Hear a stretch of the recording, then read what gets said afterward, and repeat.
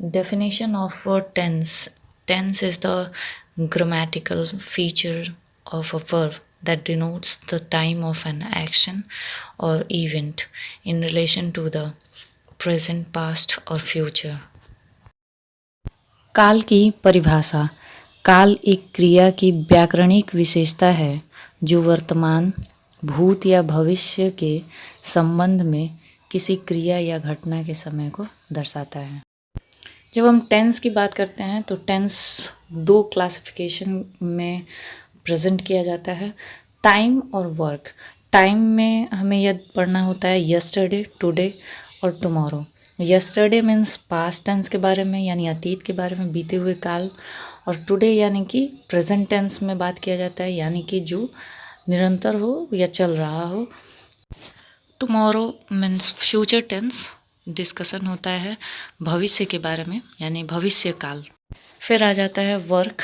Work के sub division में से पहला है इंडेफिनिट या फिर सिंपल, फिर नेक्स्ट है कंटिन्यूअस, देन परफेक्ट, और लास्ट में आता है वर्क का sub division perfect continuous.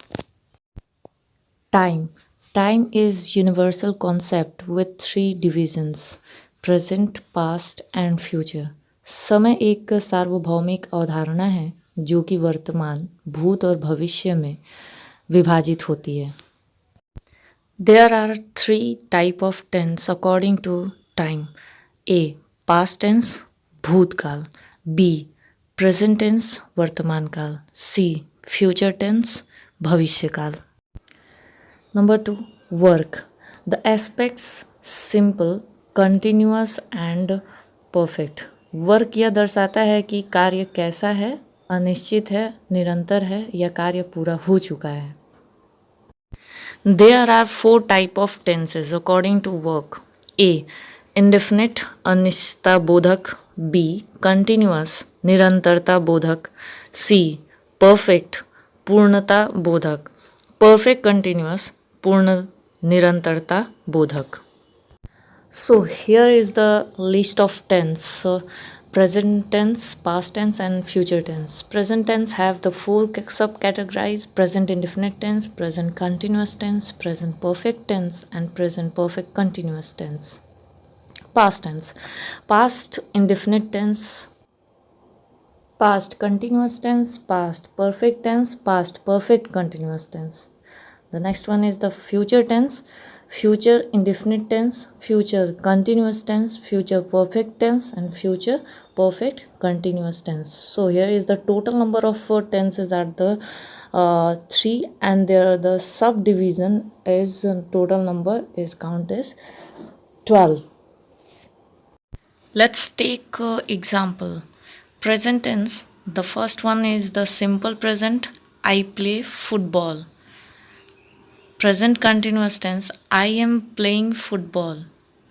Next, third one is present perfect tense, I have played football. The last one, present perfect continuous tense, I have been playing football. The next one is second tense, past tense, simple past, I played football. Second example is of past continuous, I was playing football. Past perfect, I had played football. Last one of past tense is past perfect continuous, I had been playing football. Third one is future tense. Number 1, simple future, I will play football. Second, future continuous tense, I will be playing football. The third one is future perfect, I would have played football. Fourth one, future perfect continuous, I would have been playing football. हम यहाँ पर देख सकते हैं कि किस तरह के बदलाव हमें तीनों टेंसेस में देखने को मिल रहा है।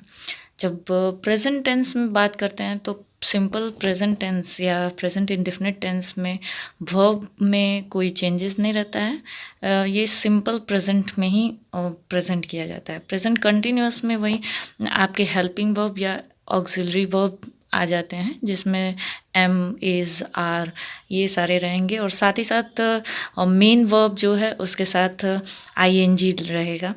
प्रेजेंट परफेक्ट टेंस में आपका हैव या हैज़ लग जाएगा, साथ ही वर्ब के साथ, मेन वर्ब के साथ ईडी यानी कि थर्ड फॉर्म। प्रेजेंट टेंस का आखिरी tense present perfect continuous tense, इसमें I have been playing football, जिसमें कि इस सेंटेंस में आई के साथ हैज़ लगा हुआ है प्लस बीन है, और प्लेइंग प्ले के साथ आईएनजी, यानी कि इससे क्लियर हो जाता है कि प्रेजेंट परफेक्ट कंटिन्यूस टेंस में हैज़, हैव के साथ बीन लगना और वर्ब के साथ आईएनजी का लगना कंपल्सरी है।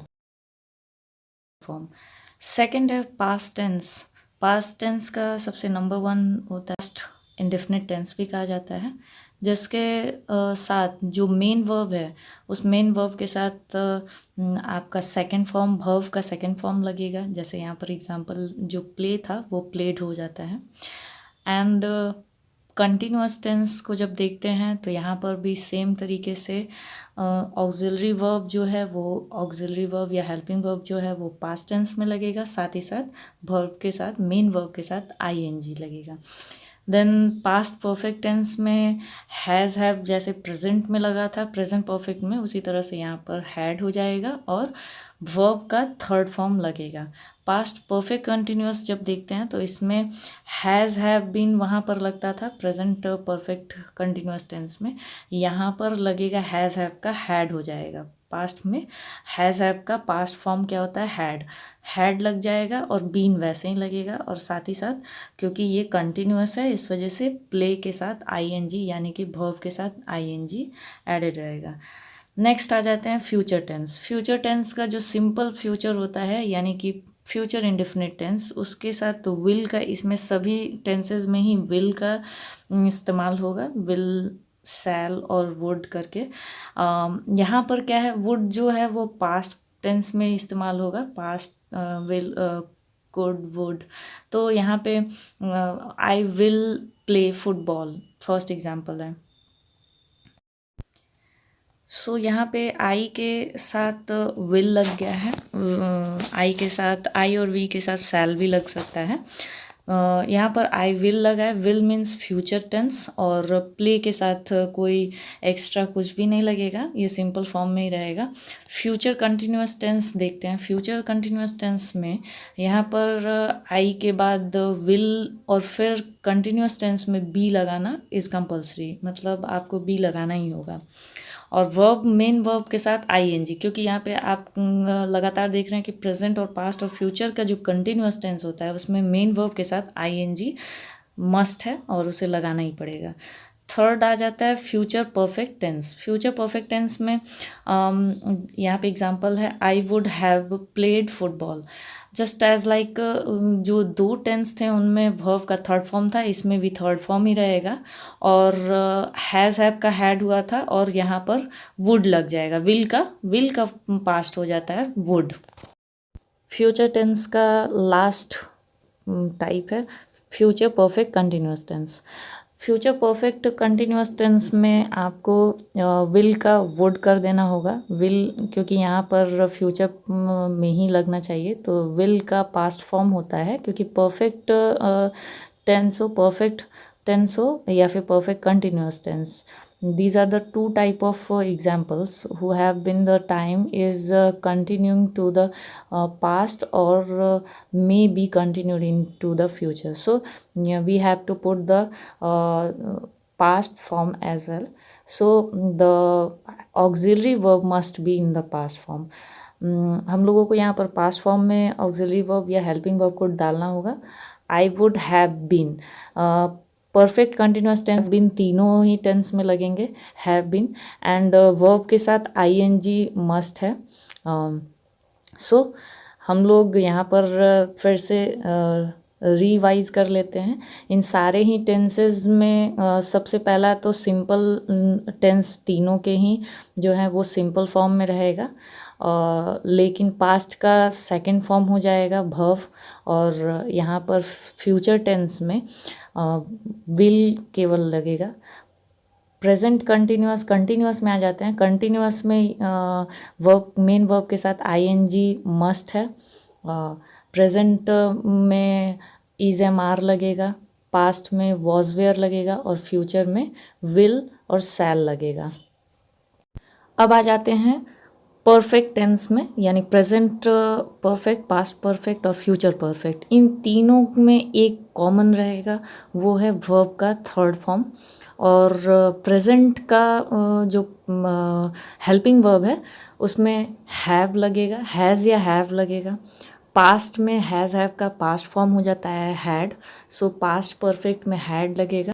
फ्यूचर परफेक्ट टेंस में वुड और शुड लगेगा, साथ ही हैव लगेगा। और जैसा कि मैं पहले बोल चुकी हूँ, प्रेजेंट पास्ट और फ्यूचर परफेक्ट टेंस में परफेक्ट टेंस का मीनिंग ही है कि ये थोड़ा पास्ट में चला गया है जो भी है, और इसके वजह से उसे पास्ट फॉर्म में यानी कि वर्ब का थर्ड फॉर्म लिखना पड़ेगा। तीनों ही टेंस का आखिरी टेंस है perfect continuous tense. Perfect continuous tense की कॉमन बात यह है कि इसमें वर्ब के साथ आईएनजी लगना ही लगना है, बीन का भी लगना है। और प्रेजेंट में देख लेते हैं कि प्रेजेंट परफेक्ट कंटिन्यूअस में क्या अनकॉमन है, वो है हैज़ और हैव लगेगा, ठीक है। और उसी का पास्ट में जब हम आते हैं तो पास्ट परफेक्ट कंटिन्यूअस टेंस में जो प्रेजेंट में हैज़ हैव था वो हैड हो जाएगा, और फ्यूचर में जब आएंगे तो वहीं क्या शुड और वुड हो जाएगा। सो यहाँ पर अब कंप्लीट हो जाता है पूरा टेंस। आई होप कि आपको पूरी तरह से समझ में आया होगा। यदि कोई भी डाउट है तो आप कमेंट कर सकते हैं। अगली वीडियो में मिलते हैं। बाय, धन्यवाद।